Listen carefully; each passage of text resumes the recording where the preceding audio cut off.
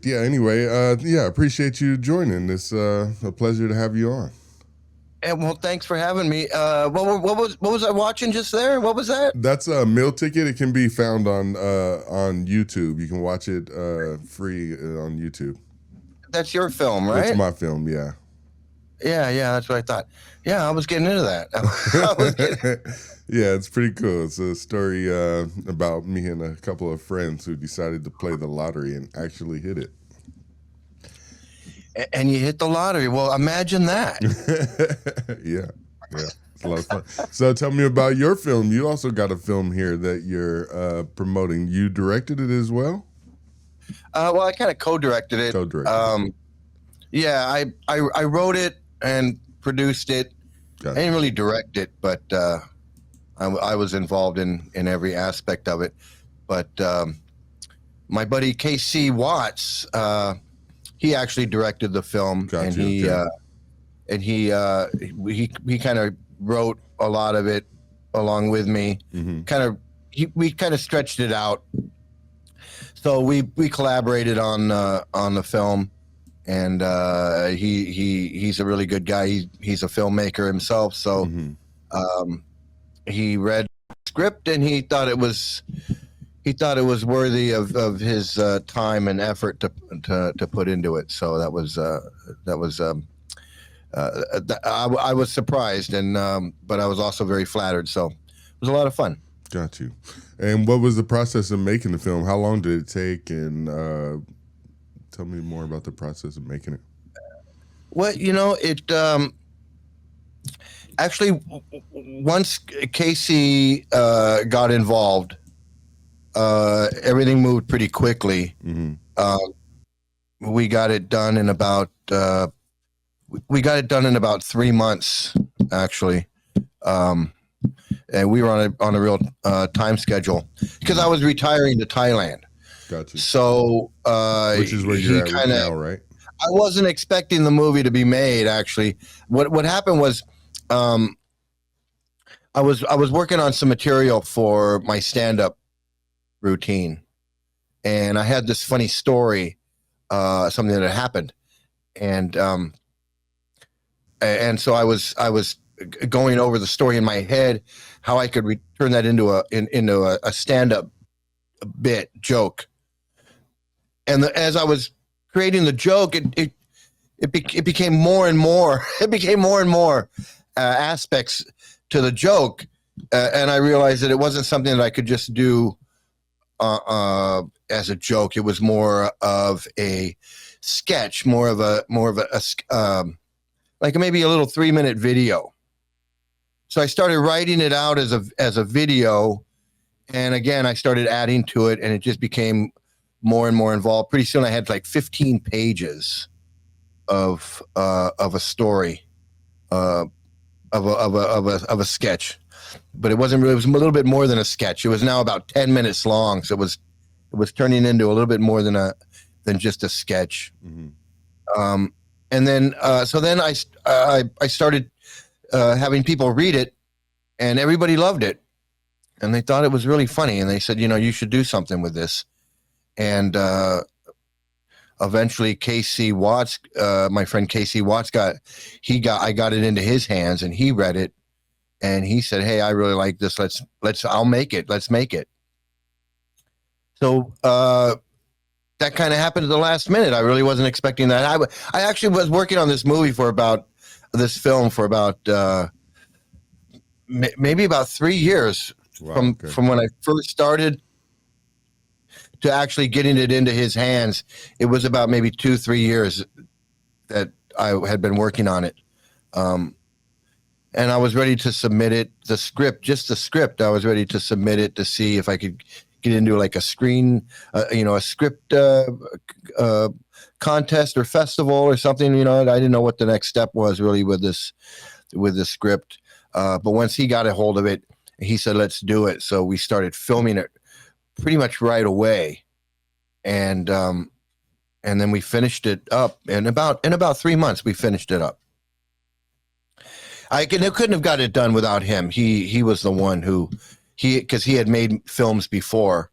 He had made a couple of films. Actually, I was in a couple of them, and so once he got a hold of it, he knew how to he knew what to do as far as getting a film made, and I was just kind of holding on for the ride, and it was quite a ride. I'll tell you, it was a lot of fun.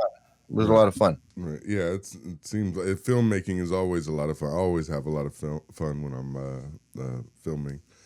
But yeah, it's interesting that you say that, because that's kind of how the process of mine went. It was writing, starting off with just writing with an idea, friends telling me, oh, this is pretty good. People that I respected a little bit more, higher in the industry, read it, really liked it, said, fuck it, let's film it. You put the money into it and you film it. So yeah, that's exactly what happened. So so yeah, people that I respected, that I was able to get, the hardest part about the whole thing is getting somebody to read it, getting somebody that's important or to read it. Right. So that was the hardest thing, but the people that did read it, everyone showed interest in it. So I knew I was on the right track with it. And I just kept trying to get more and more people to read it. And eventually I got the right person. He read it and he said, let's do it. So, and then I had never made a movie before. I had been in his films, a couple of his films, little tiny parts in his film. And I've been in some video shoots, involved in some video shoots and some other projects. But I had never worked on a project that was like my project, and working with someone who knew how to make a movie and had done it and had all the equipment and knew about sound and knew about studios and knew about getting actors and all of those things that I didn't know anything about. So he was able to do all of those. He was able to pull it all together. And so I really, my hat's off to that guy, Casey, for being able to do all that. Yeah, it's a process. It really is. It's something that that's almost impossible to do overnight, for sure. Yeah. I mean, we and again, a lot of things I didn't know about. Like we rented a studio, one studio, and we filmed, and then we needed to film again. He said we need to get, going to get it twice, but the same studio wasn't available when we needed it, so we had to get a different studio. But it had to have it had to be the same look, so you couldn't tell it was a different studio. So and it was a different location, it was different part of town. And then getting the actors to be available, because we had to reshoot. We had to reshoot some scenes, and so one of the actors wasn't available, so we had to kind of work around him being available, because that was an important scene. And a lot of things that pop up in a shoot that you learn these things. You learn these things, as you go. As you go, yeah, for sure. And then after we were done, and I had moved to Thailand, he's like, "Oh, a couple of the scenes didn't work out. I couldn't use them," and then that changed things in the movie. And then but then he was able to write new scenes and shoot new scenes that were good, that worked out. So everything worked out. And for my first movie, I wrote and produced and did all that. I'm really proud of it. Sure. It's not the greatest movie in the world, and it when I watch it, it's really low budget, because it was really low budget. But because it's something that I've created, I've loved it, and then I've hated it, and then I loved it again, and then I hated it again, yeah. and now I love it again. So I don't know. Is that normal? Do you go through those stages with the things that you've created? I do. Sometimes it can be really hard to watch it. because you know where all the flaws are. You're looking for all the flaws. You're expecting them when they come. But what brings back the love for me is watching it with somebody who's never seen it that enjoys it, because you see them pick up on everything, or you know. So yeah, absolutely. I definitely fall in love with it and out of love with it, and I see someone watching it and cracking up, and that makes me fall right back in love with it. Yeah, well, that's good. I'm glad that that's normal, because there was a time like when it was first done, I was really in love with it. It was great, and then I showed it to a few people, and they were like, "Oh yeah," you know, they didn't really say anything about it. You know, they didn't really comment too much on it. And then I watched it again, and then I hated it. and then I read I read someone who had mentioned about, you know, amateur films and making your first movies, independent films, and what happens when you make your first movie. And it gave me a different outlook on the movie. And it's like, you know, you can't look at your first film, your first amateur film, independent film, and, you know, think that it's going to be, you know, Mission Possible, or, you know, something even, you know, comparable to that. You know, you can't expect that. Right. You know, especially when it's, you know, really low budget and you're just working. The important thing is, are you telling a story? You know, are there characters in the story? You know, things like that. Those are the important things. It's not like, are your special effects really great? And, you know, is the act, you know, do you have a name in your movie? You know, those things are not important. So, you know, after reading some things about movie making and making your first movies, I fell in love with my movie again. I was like, you know what? I checked off all those boxes. So I'm like, you know, there's nothing really to hate about my movie. But I go back and forth. Yeah, no, there's nothing. Right now, I'm really in love with it. I love it. It's the greatest thing I've ever done. It's the greatest thing I've ever done. Nice.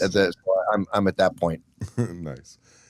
Yeah, I think it's normal, and you should definitely be proud. I think whenever you get footage onto film and then you get it edited and you put it together and you put it out, I think you should always be proud. Low budget is is okay, because, you know, we're doing everything out here on a low budget. Mine, I put 35,000 into mine. We filmed it in 11 days, and you know, it still came out. I mean, it looks good, but it still came out a little low budget. And then also, we filmed during COVID, so I had some issues with that, with trying to get into certain areas to film, like a bank. They didn't let us in any of the banks to film, and then a federal building, because since they won the lottery, we had to get into a federal building, and they wouldn't let us in that either. So I had to improvise with the script and, yeah, making it happen. So it seems like everything you said is normal. It seems almost parallel when I hear you talking about it, on what things we had to go through. Yeah, well, you know, and then we can share that, and we can see the similarities. For sure. And it makes me feel even better. Good. I'll tell you, it makes me even feel better. Because it was an endeavor, you know, when we were making the movie, like scheduling the studio time, and scheduling the people to be there, and the crew and the actors, and doing the rewriting. It was a very exciting time. Yeah. It's a very exciting time, and there's a lot of fun, a lot of uncertainty. You know, you're working on a project, you don't know what's going to happen.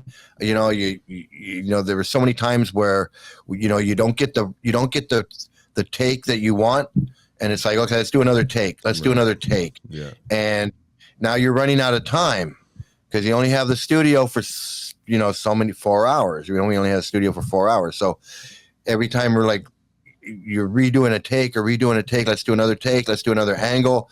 It's cutting into the time, and we're on a time schedule. And then and it makes me see, like, you know, the same things that are happening on a low budget movie are happening on a big budget movie. Yeah. Just that they're spending more time and spending more money.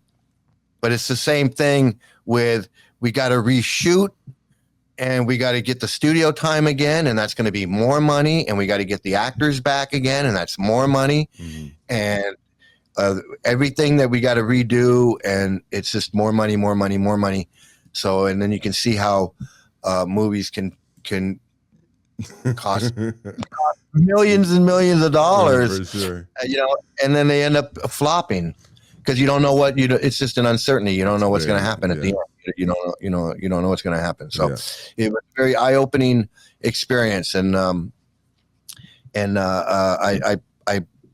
I think back on that, and I just think, wow, I'm so glad I got to experience that with my film. I'd love to make another film here in Thailand if I can. It was so much fun, and right now I'm actually hooked up with some very funny people here in Thailand where I am that are making like TikTok videos and YouTube videos, little comedy videos, and I actually was working with them the last couple of days. We were making some videos, so that was exciting to be doing that again, to be in front of the camera and nice. and collaborating and watching them. These guys are really good. They're good at making these little like TikTok videos and little reels and little funny little comedy clips sketches and stuff, which is a whole nother thing because they're like this, but they're really good at it. So and when I saw one of the things that they finished and got it all together, edited and done, and it looked really good, and they do it on the iPhone, so it looks really good, and these guys are really funny, so I'm really excited to be working with these nice. So that's before we talk more about that, because you're also doing comedy and stand-up, you're in Thailand, right? Yeah, I'm here about 2 hours outside of Bangkok, in Pattaya, and I'm doing some stand-up here. In fact, I just came from a stand-up show. Some friends of mine were doing a stand-up comedy show here, and I'm hosting a open mic here in Pattaya. So I'm doing a comedy once a week, open mic. I got some funny friends that come out, and they're doing they're learning to do stand-up, so they come out and they're pretty funny. And then we have some comedians that come from Bangkok, some pros that come, and they get up on stage every now and then when they're in town. So we're doing the stand-up thing here, and it's a lot of fun. Nice. I know, like, since you've made a movie and you put in the time, you've seen the behind the curtain, so to speak. What's the process of watching a movie? Or do you have a hard time watching movies now? Or do you watch them differently with a different lens? A little bit. A little. You know what? That's an interesting question because, I don't really consider myself like in show business, but I guess I am. I mean, I am in show business, but I'm not. It's not like I'm, in the I'm not an A-lister or C-lister or D-lister, whatever. But but I do. I think I do. I think I do look at movies differently now. I think I actually, from being behind the scenes and working on my little film, I do. I think I appreciate the process of making a movie more now, especially on a big scale. Yeah. On a big scale, I think I really do appreciate a good movie now, and even a bad movie, because, like I said, a bad movie, it's just it's still art. It's still art. It's still someone expressing themselves. A group of people, a whole group of people coming together, working on a project, expressing themselves, trying to get something done. And so I give everybody credit that can go through that, because that's not easy. It's definitely not easy. No, it's not easy, and it's not cheap either. It's not cheap. No, that's a good way to get rid of money. If you want to get rid of some money, make a movie. It's a good way to do it. You can use that or just throw it in the fire. Yeah, exactly. There's two ways to do it: burn it or make a movie. That's a good way to get rid of a lot of money. very fast. Just throw it in the fire. If you don't, if you can't make a movie and you still want to get rid of your money, you can just throw it in the fire. It's the same thing. Same thing. It's gonna burn right up both ways. It's gonna burn right up. Yeah, burn right up. Yeah, I asked that because, you know, the people close to me find it hard to watch a movie with me, especially if we're watching it here on a streaming service where I can stop it and rewind it. I find a lot of mistakes. You know, people who are in the camera who's not supposed to be in it, I'm good at finding that kind of stuff, or cuts that weren't done correctly. For some reason, I can't watch a movie just to enjoy it. I'm always looking for that kind of stuff. Dead people breathing. It's one of my favorite things. Yeah, I think that's the director in you. So you're looking for those things. Yeah. You know, I'm more of a, you know, like that joke didn't hit or that wasn't funny. Yeah. Or you know, this would be funnier. Yeah. This could have been funnier. Yeah. Or you know, I think I critique that more. I don't really notice those errors and things like that. Right. Like people breathing, or there you can see the camera in the window. Right. Yeah. You can see the reflection of the camera. Boom or something. Yeah. Although those things are always fun. Yeah. Those things are always fun. Yeah. To find. We actually when we did our first watch party, we actually made because one of our first ADs we used whenever someone didn't show up or something happened, hey, get in there, we need you, you know, put on a different jacket, we need you. So we made it a game that if you go through and you catch this guy and if you can find him in all the scenes, you won, you know. Yeah, that was a different character every time. Yeah. You know, that's funny because we did the same thing. We needed a character, and we were supposed to hire an actor, and we couldn't get anybody. And at the last minute, you know, we all showed up at the studio and we were doing it. And I said to KC, I said, who's going to play? Did you get the guy to play, you know, whatever character it was? And he's like, no, but I think I'm just going to have my son play him, you know?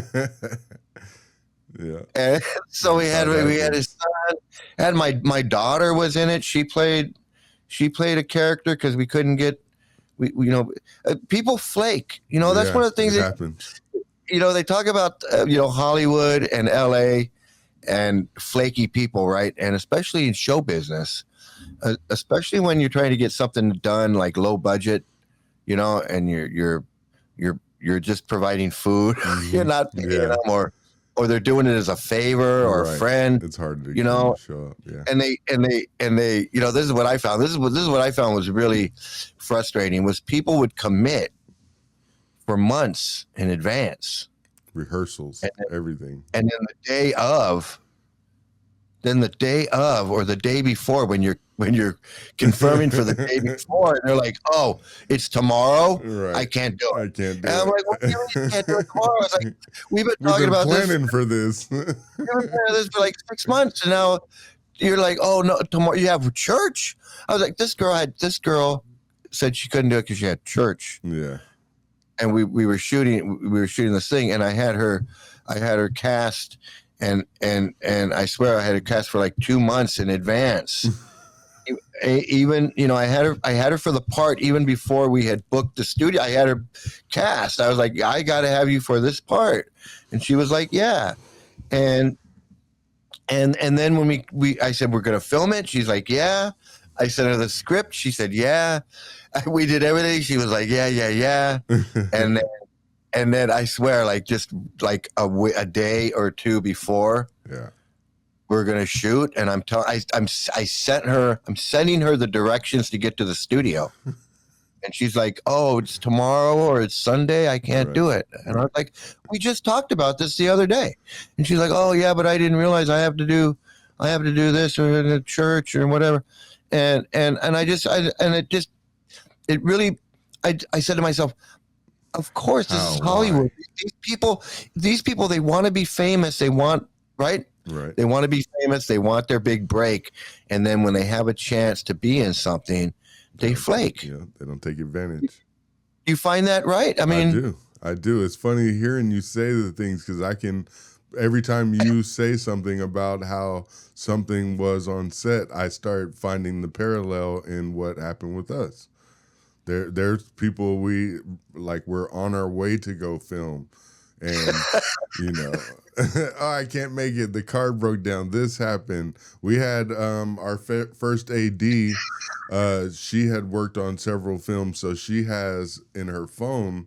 She has a group chat of some sort. So when we didn't have people showed up, she messaged in this group chat, and like 4 replacement actors showed up right away to help us film the scene. So we had the same thing with people like, I can't make it. My car broke down on the way to the set. You're like 30 minutes. We're in LA, so I can throw a rock and hit an actor, but you're 30 minutes from the set. That saved us. Well, 2 things saved us. Is I ran into a friend of mine, a comedian friend of mine, Mm-hmm. and we were talking, and I mentioned to him that this girl flaked at the last minute, and then I was like, well, hey, can you do it? Right. And he was like, yeah, I'll do it. So I was like, you're kidding. And he's like, no, I can do it. So it just shows you, like you said, like Hollywood, exactly, like who's not an actor, who's not trying to do something. So it did work out that I was able to get my friend Bob Dean, very funny comedian Bob Dean, to play this part. But yeah, it's the flake factor is off. Is just it's off the chain, and it's just the flakiness. But then I got to give a shout out to everybody that did not flake. Right. Yeah. Everybody that showed up and they played their part well, great, and they didn't flake on me. And Malcolm Hall and Marlena Marie and all the people that Casey, that was a good thing that Casey was able to do, was he hired some actors and actresses for parts, which I couldn't have done. He was able to get them and audition them in some way and cast them and get them to show up at the studio in a very short notice. So he was very instrumental in really getting all these things done, from the technical side, the directing, the camera work, all of that, but also pulling together and writing some of the scenes, and then also getting these actors to show up and filling in those holes that happen. It's like, that is really, that's really it's such an important quality in a director, is being able to plug those holes when things start to leak, for sure, and fix the cracks before everything. Really, that's and that's one of the things that I think people don't realize that is so instrumental in making a movie is, you go out and you shoot. Even like when we were shooting this little TikTok video or YouTube video the other day, and sometimes you just can't get exactly what you want. Yeah. The lighting's not right, or the whatever, so the nature's not cooperating, right? Or it could be anything. It could be anything. Something can mess up the shot, and you don't even know until you're back looking at the computer. And you right. And so then you end up having to just work with what you have. And editing comes into play. Right, and that's part of what happens in the big in the big leagues, right? In the big motion pictures, is the same things happen. Sometimes they spend millions of dollars to get that shot, and they never get it, and they got it. Well, we got to just have to work around it. Right. Now we got to pay somebody to draw it in, or something else. You just got to work with. And that's the beauty of movie making, right? I guess that's. Yeah, that's the part that's inspiring, is when you do see these Hollywood films where the script is not 100%, or the movie's it's not great. I would almost say it's fun to watch a movie, especially on Netflix or in some high position that they didn't quite get right. It's inspiring to know that, it doesn't have to be perfect to make it. You know, it's the connections that's inspiring in some way. Right. And sometimes and a lot of times those errors and things that no one cares. No. And there's no movie, if you go on IMDb or Rotten Tomatoes, there's no movie without any mistakes in it. They that's literally what they do, is they go in, they find the mistakes, and then they mark them. And there's I haven't seen any movie that you can't go to Rotten Tomatoes and there's a list of times where someone was in the camera who wasn't supposed to be. The boom mic, like you said, is sometimes seen in a reflection or something like that. That actually happens a lot more in A-list films than you think. Yeah, you know, because you're not looking. No. And you don't see it. Well, you're not expecting to see it in these movies where they put 50 million into it, or something crazy. I think nowadays they can go and they can erase that stuff, right? They can but there's a budget. There's a budget, so they're not trying to add to this budget. So if we can leave it, we're gonna leave it. To add more hours to my editor, or something, more hours to film or whatever. That they would rather just leave it a lot of times. So that's why you'll still see it. Yeah, I've seen even movies movies like the Titanic, or what's the other high-grossing ones? All of those movies, they have slight issues in them. Yeah, like Gladiator and all those big movies. There's always something. They're just little things, little editing mistakes, transition mistakes, continuity issues. Yeah, he's got a hole in his shirt, or the car is busted up, and then all of a sudden the car's fixed again. Or he's holding a can of Coke, and then he's not holding a can of Coke anymore. Yeah, cigarettes half burnt, and then all of a sudden it's full again. So they see that and they just go, well, let's just let it go because we're not going to go back and reshoot that. Well, the issue is that they have a lot of footage of it, and, give or take most issues. But sometimes they'll have a lot of footage of it, but it's really hard or nearly impossible for the editor to match it up right. So, and then sometimes the cut is more important than the continuity mistake. It just depends. Oh, so they got to pick. Yeah, they have to pick. Sometimes they have to pick between a continuity mistake or the cut, or the scene being perfect. The dialogue of the scene being perfect, or whatever. Yeah. So that's one of the things that the public doesn't realize. Right. All of these things that go into the editing of a film. All the little mistakes that can be in there that are trying to be corrected, and then that can't be corrected. Yeah, a lot of the times, no one on the set that was involved with the filming is around the editor. A lot of the time, the editor wasn't involved in the filming, so he's just getting a pile of footage that he has to then, comprise into the script. That he's got a script and a pile of footage, and you have to kind of just make it happen. And that I'm actually working on that right now. Someone sent me, the script is nice, the footage is low budget, and I'm trying to edit this stuff together. But it's harder when you have an issue with something, when you're like, I could have did this better, I could have did this better, I could have did this better. It's really hard to edit it, but I'm making it happen. Yeah, that's it's funny, when I started with this film that I made, and I had the script finished, and I thought I was pretty much done with the writing part of it. And a friend of mine, he kept saying, you should just go film it.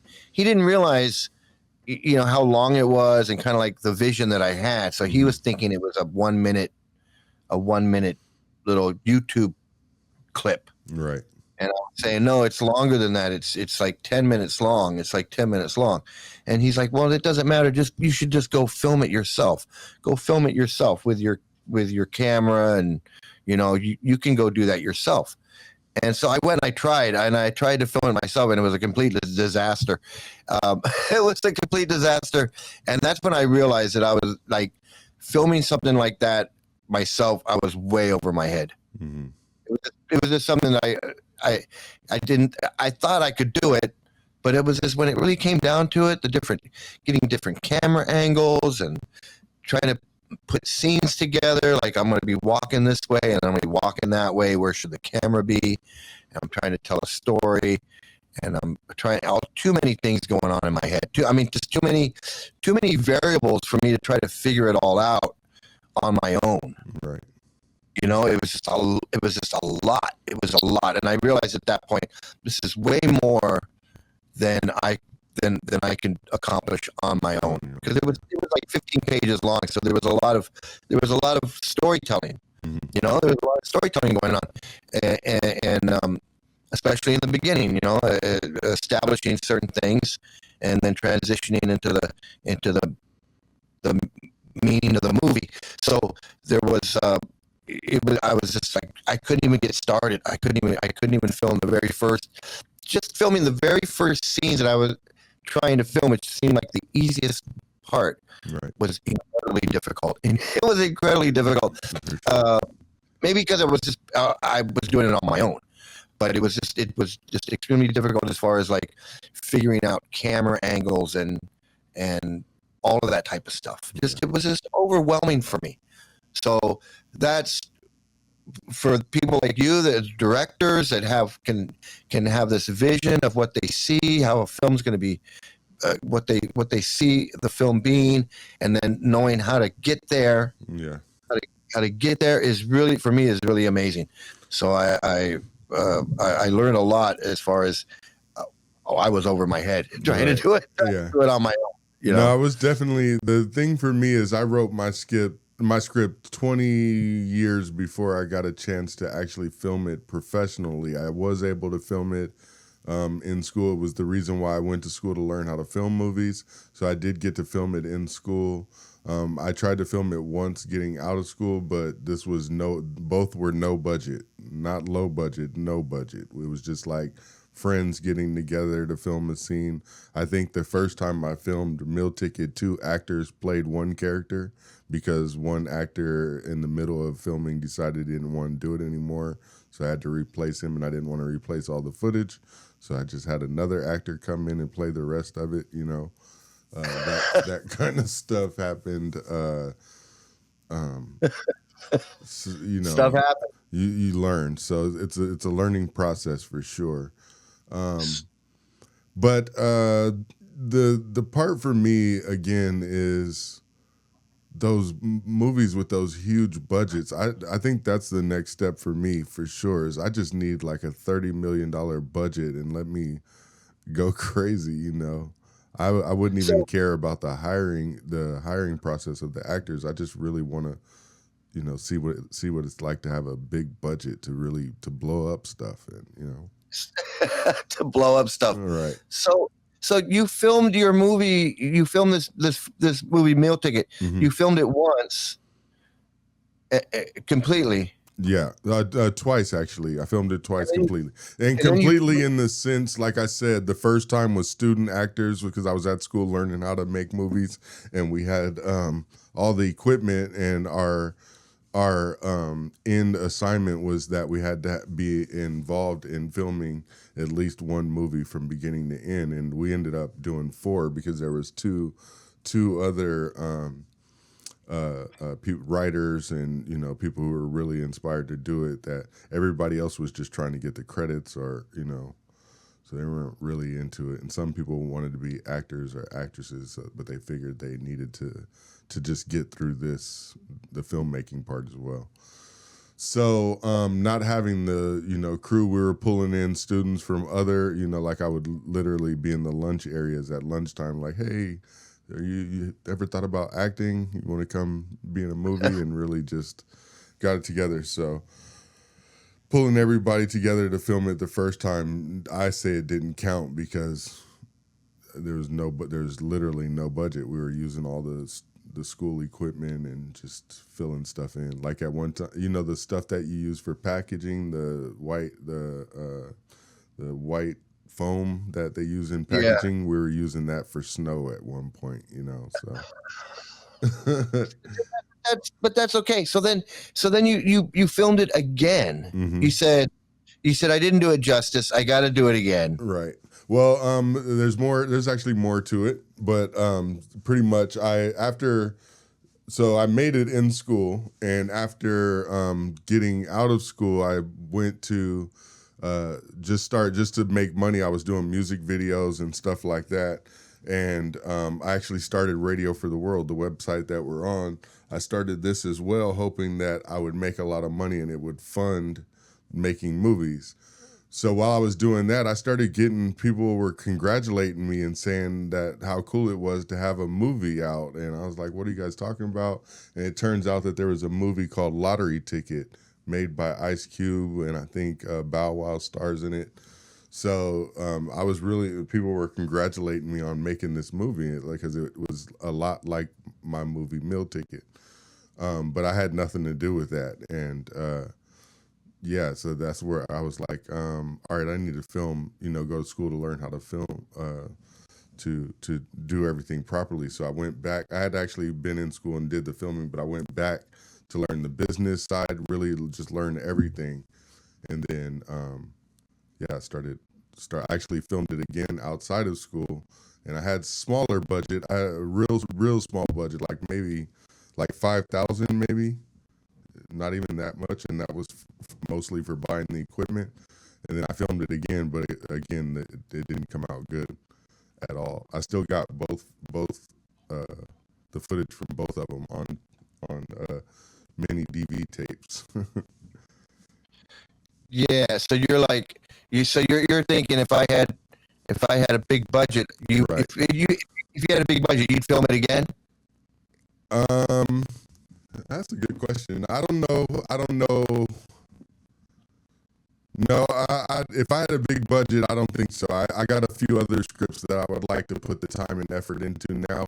I think this genre of movies might be doing bad right now. I think horror and stuff like that is doing really well. So, and I have a horror script that I want to film. So, I think I would move on. But yeah, if that were the case, if somebody said, "Hey, I really like Meal Ticket.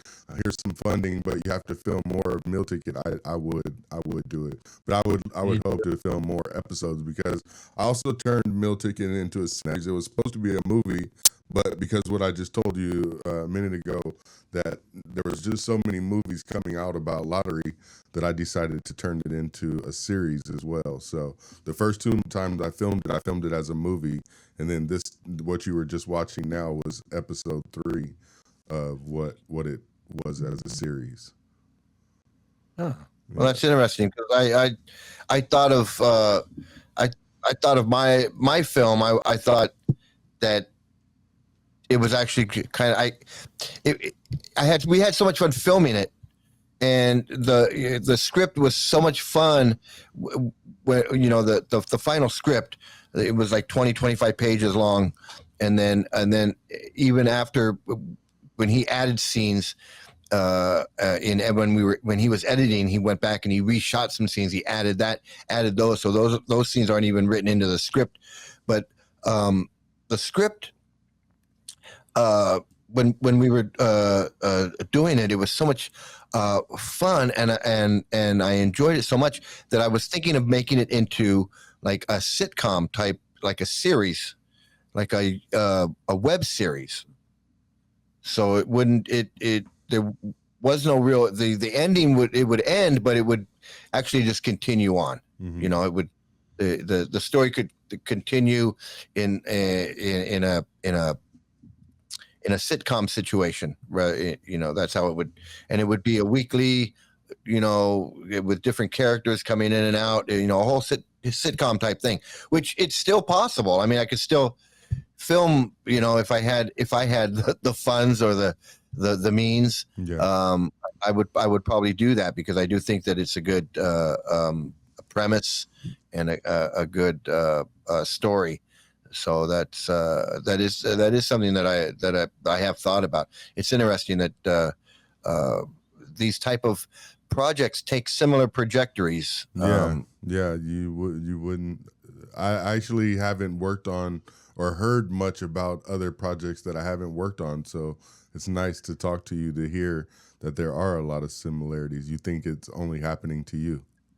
Yeah, I would have completely thought that it was only happening to me. Yeah. Especially when we were shooting things, and time was running out, and it looked like we didn't know how things were going to get done.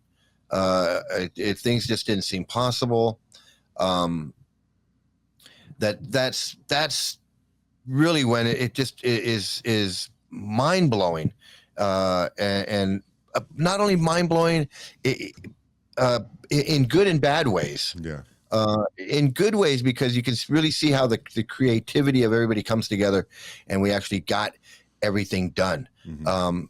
Maybe not exactly like we were saying earlier, maybe not exactly the way we wanted, but we got everything done, and we ended up with a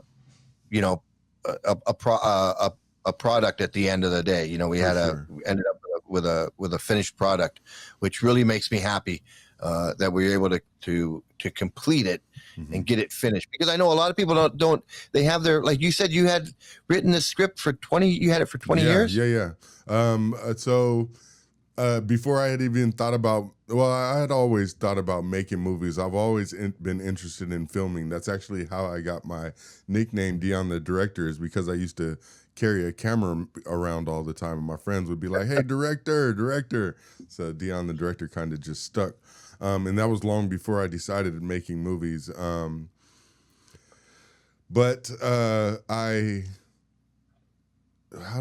just would carry a camera around all the time. And then I was, so what happened was, me and a couple of friends were sitting around, and we were trying to come up with a way. My friend Eric had just gotten fired from a job. He actually never really had a job before. Yeah. Okay.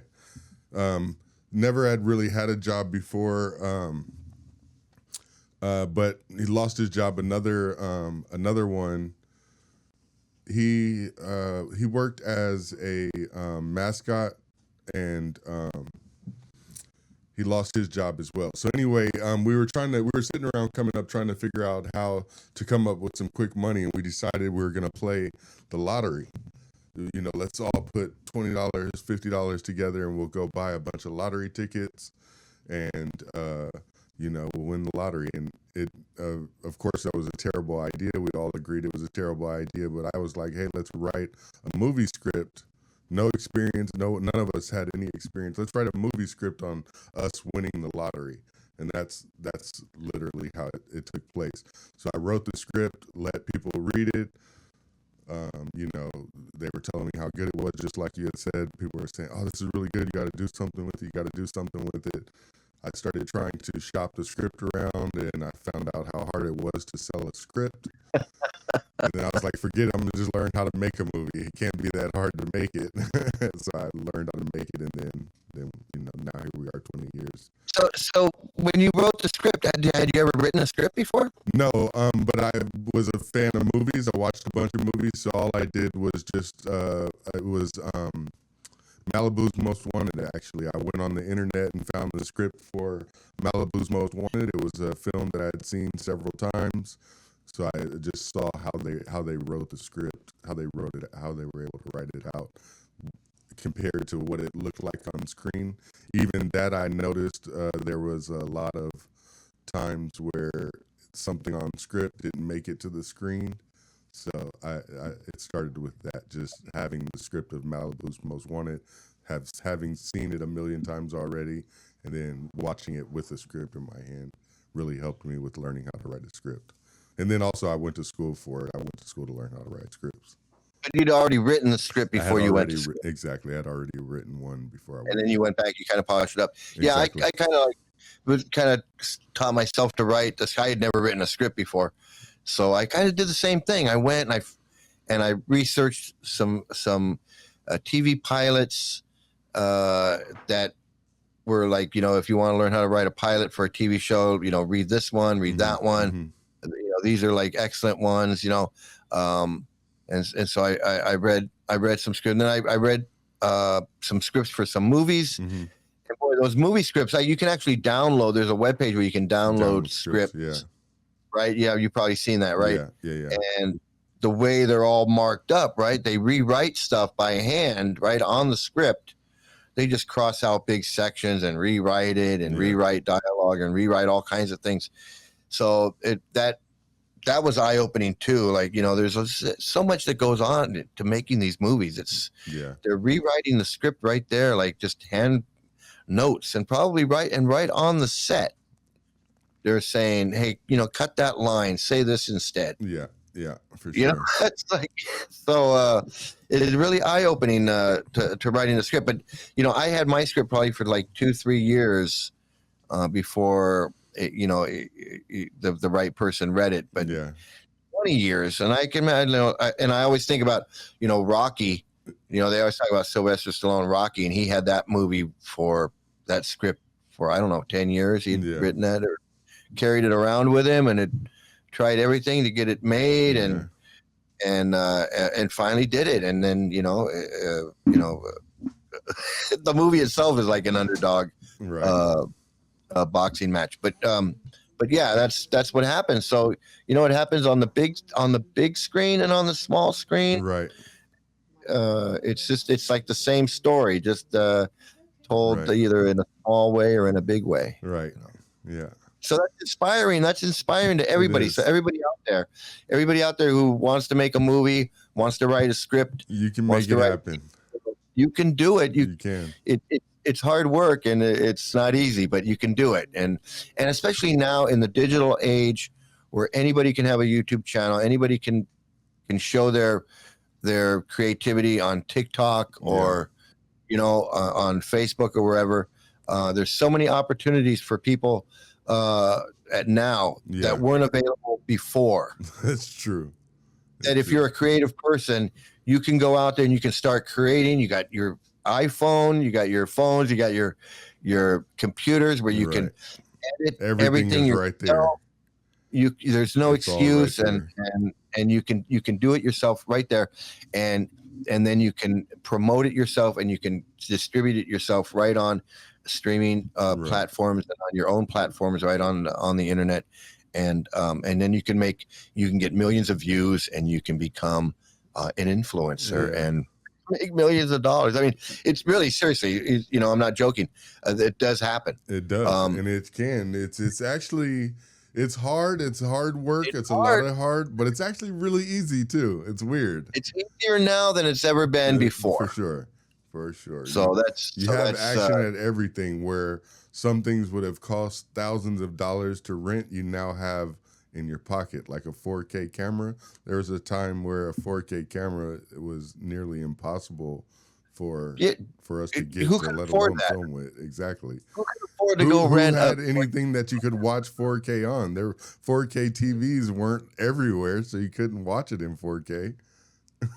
It hasn't been that long that people can edit movies at home on their computer. Right. We take it for granted, but that ability is not that old. No.